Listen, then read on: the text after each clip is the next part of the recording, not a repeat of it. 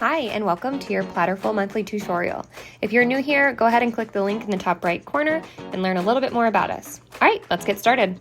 Okay, up first for our cheeses, we're going to start with this honey clover cheese spread. This one is going to be super simple. We're just going to remove the lid, and then we're going to take off that plastic film. And then I'm going to use a little knife, but you can use a spreader or a spoon, anything like that. And I'm actually just going to mix it up a little bit to give it a little bit of texture when you're looking down on it from the top of your board. Okay, up next we have this red wax Gouda round. So go ahead and take this one out of the wrapper and you'll see that really nice vibrant red wax.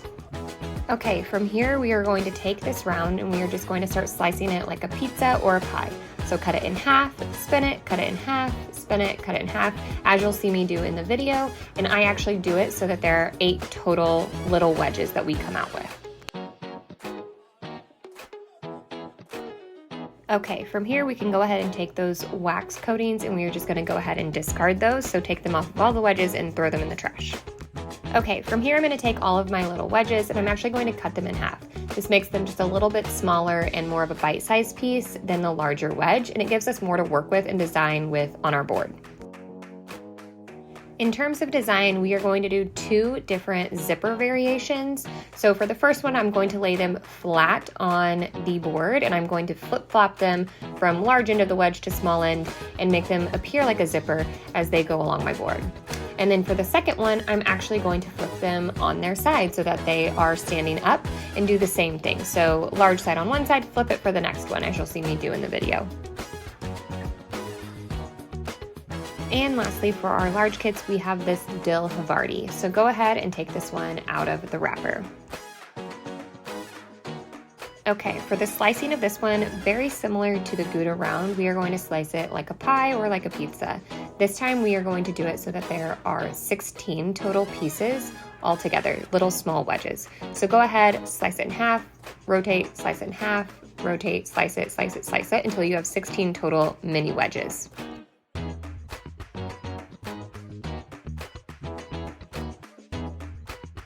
For the placement of this one, we are going to create this really pretty pinwheel by tilting the slices, tilting the little wedges on their side to then overlap them and create this nice pinwheel shape. And they will all overlap each other. In the last piece, you'll kind of slide it in there to finish it. And then I do have 4 pieces that do not make it into my pinwheel that I will just use and place on my board elsewhere.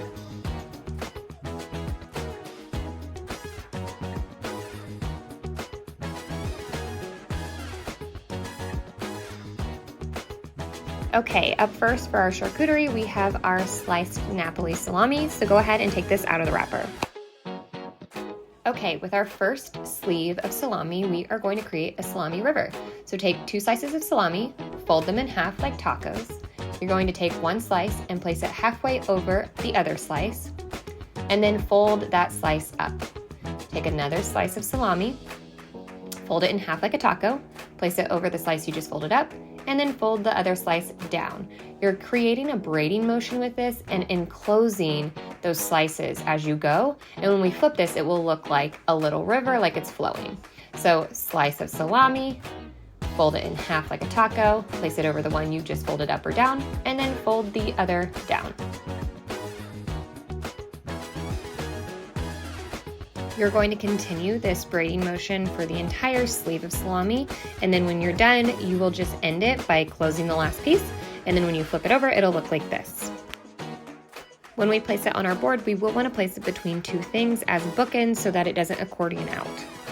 And for the second sleeve of sliced salami, we are going to fold these pieces into fourths, and then this is going to allow us to do 2 different designs. So one, we are going to lay them flat, and we're going to line them up and spread them out. They naturally curve and can curve around something like our pinwheel of the dill Havarti or a jam or something like that.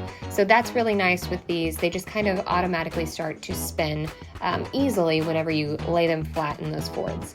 For the second one, we can face them up. We can put them on their side so that they are more upright and look more like a floral shape.